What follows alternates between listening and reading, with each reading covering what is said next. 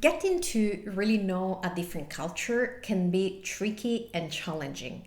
And we can end up making assumptions based on media or word of mouth that can cause a little bit of friction with people of that culture. So today I want to address some of the most common stereotypes about Italian people, and I want to bust them so that you can get to know who Italian people are for real. So let's talk about them and let's learn what not to say to an Italian. Ok, iniziamo. Let's begin. Italians eat pasta and pizza every day. Now, there's more than pasta and pizza in Italian cuisine. There's also cornetto, tiramisù, gelato. I'm just joking. We don't always eat pasta and pizza. We don't eat pasta and pizza every day. You need to keep in mind there's a difference between traditional meals, which are the ones that we consume at restaurants and, for example, on Sunday lunch with family and friends. Those meals are more traditional, so they will have the usual courses of antipasto, primo with pasta or riso, and then we will have a secondo with protein, usually meat or fish, and then we will have dolce, a dessert.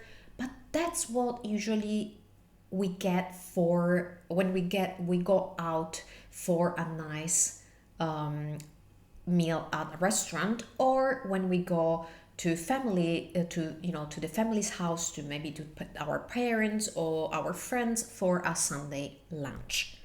There's a difference between traditional meals, which are the ones that we consume, for example, at the restaurant or on Sundays for a Sunday lunch with friends and family, and everyday meals, so the meals that we consume during the week, for example, when we are working. Traditional meals will be like a full meal with antipasto, primo, which is usually pasta or, for example, riso. Then we will have a secondo, which is usually meat or fish, and may also have dolce, dessert. But that's only for when we go out in the weekend or for a special event, or again for Sunday lunch with family and friends. On an everyday basis, you would be surprised to see what an Italian eats. Yes, we can have a little bit of pasta, but we can also have big salads, lots of vegetables, to keep or something faster like un panino or un sandwich, because those are easier to make, faster to make, and they are usually lighter than a full pasta dish. So no, we don't necessarily eat pasta and pizza every day. Do you know anyone in the mafia? Okay, guys, I know that with all these TV series about Italian mafia like Gomorra, Suburra, there's also another one that's called Vincenzo about a Korean man who's half Italian. They kind of make mafia look glamour and cool, and you may think that in Italy everyone has a connection with mafia, but that's not true. The vast majority of us has no connection with mafia and criminality, and in most cases, in most situations, the presence and the impact of criminality in Italy is very similar to that in other countries. So never ask this to an Italian person. Does everyone sing or listen to opera? No, not really. Opera is an important part of our culture, for sure, and many Italian people love opera, myself included, but that does not mean that all Italian people like opera, know about opera, or sing opera. There are many Italian people, especially younger ones, who have really no knowledge of opera. They don't like it. They like other musical genres, and they're fine with that. And that's it. It is part of our culture, but doesn't mean that every single Italian person likes it. All Italians are fashion cautious. Okay, Milan may be a fashion capital for sure, but not every Italian is fashion obsessed. I have to tell you this. I know everyone thinks that Italian people are really into fashion, but that's not the reality. If you take a walk for an Italian city, which is not Milan and maybe not even Rome, so I mean the real Italian cities, there were like the less touristic places, you will notice that not everyone is onto fashion trends or super polished looks. But I have to tell you, yes, this is something that we have as a general approach. We do have a general attitude toward looking and performing our best with others. This is something that's called fare bella figura. You probably have already heard about la bella figura, but most people think that this only refers to our appearance. So they think that we are obsessed with always being super polished, super fashionable, super trendy, and stuff like that. No, bella figura is something deeper. It doesn't, first of all, it doesn't only have to do with looks. It has to do with our attitude and how we perform. Even how we perform our tasks, our duties. Fare bella figura means to look and perform at your best when you're interacting with others. And for us, is a form of self-respect and respect of other people. So under this idea of fare bella figura, of course, we want to look our best. But that does not mean that everyone thinks that our best means to only shop Prada and Valentino. You can absolutely have this approach. So you can do bella figura, as we say, fare bella figura, wearing things that are not like fashion designer items, but if they are well looking, neat, well taken care of, and they and they reflect your style, then you are definitely doing it. You're definitely nailing fare bella figura. How come you're not dark haired if you're Italian? Now, I know I'm probably not the best person to reply to this stereotype because I am very stereotypical in this regard. I'm dark hair, I have dark eyes, I'm very Sicilian. I am Sicilian, I look Sicilian, I know.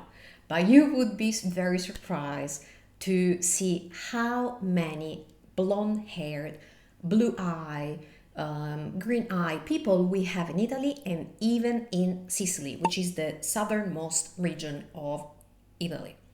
How is that possible? Well, because Italian history is very complex and we had different dominations from foreign populations that came from different places and even from Northern Europe, like for example the Normans in Sicily and southern Italy. And they brought their culture, their language, and also their genes that mixed with the local population genes. And that's why today you can find many Sicilian people who have blonde or red hair, or they have blue eyes, or they have green eyes, and they are still Sicilian. And the same thing applies to the rest of Italy. And especially if you move toward the north of Italy, you will find more people who don't have dark hair, but actually they have lighter hair, blonde hairs, red hairs, because they are closer to the northern populations. So not all Italian people have dark hair, believe me, even if I do. Italians are always late. Okay, these can be true from time to time, but it really depends on the person and the context. We may not be as punctual as Swiss people. See, I'm generalizing, but we do say puntuale come un orologio svizzero, which means punctual like a Swiss watch. So we in Italy, we do look at Swiss people as people who are definitely more punctual than us. But that doesn't mean that we're always late. We are perfectly able to show up in time to work and important meetings if we want to. Italian shops are closed at lunch because Italians like to nap. No, that's not the reason. Usually it's not the reason why Italian shops are closed. So let me talk about this because this is a very, very common misconception. First of all, it's not true that all shops shut down at lunch. This used to be more true in the past. Like I'm talking about more than 20 years ago. But since the advent of malls, shopping malls, i centri commerciali, and big chains through supermarkets, actually it's really hard not to find an open shop in Italy at lunch, especially if you're looking for a supermarket and if you have a mall close to where you are. Sure, if you are in a very remote town, very, very small town on the mountains or in the countryside, maybe you could find none. But in any Italian city nowadays, you will always find something open at lunch, especially supermarkets, because we have big chains and we have malls, they're always open. They work like from 8 a.m. to 9 p.m. or something like that. So who is that still close at lunch in Italy? It's small shops, which means family-run shops. They have been the backbone of Italian economy for forever, and they still have this thing of closing at lunch. So usually a small shop like, for example, un fruttivendolo, a fruit and vegetable shop, or una bottega, a small shop that sells a little bit of everything food related, they will usually be open between, let's say, 8 a.m. and 1 p.m. and then will close and they will reopen around 3 or 4 p.m. and will stay open until 8 p.m. Why do we have this? Well, we have this because these are family-run shops and they don't have, or usually they cannot afford having someone who keeps the shop open all day long. It's really hard. They usually manage between the few people, the few members of the family. And so that time in the middle is needed for personal time, like picking up kids at school or taking care of them, making food for them, or even just exercising, or sometimes even taking a nap if it's needed, because they get up very early and they go to bed very late. For example, there is this fruttivendolo, which is again is a fruit and vegetable shop close to my house where I usually go, and he opens his shop. It's a family-run business. They work there. It's him, his wife, his mother, his sister, so it's all family. And there are not many people. He also has a young kid, and although he opens at 8 a.m., he's already up and out at 6 a.m. because he has to go pick the vegetables from the mercato, from the farmer's market. Then he comes to the store, he has to put everything in order, then he opens to people, then he has to keep open until 8 p.m. because people are still going around at 8 p.m. and we usually don't have dinner until 8 p.m. So there's always someone who needs to pick one last thing to make dinner. So that's why they have a break in the middle of the day. They need a little bit of rest. Poor people, poverini. Okay, so these were some of the most common stereotypes that I have heard about Italian people. I hope I was able to clarify them and to show you that there's always a little bit more in the culture than what is immediately perceptible on a surface level. Which one was the stereotype that you believed, and what is something that you had never heard before or something that you didn't know? Let me know with a comment down below. Ciao e a presto da Valentina.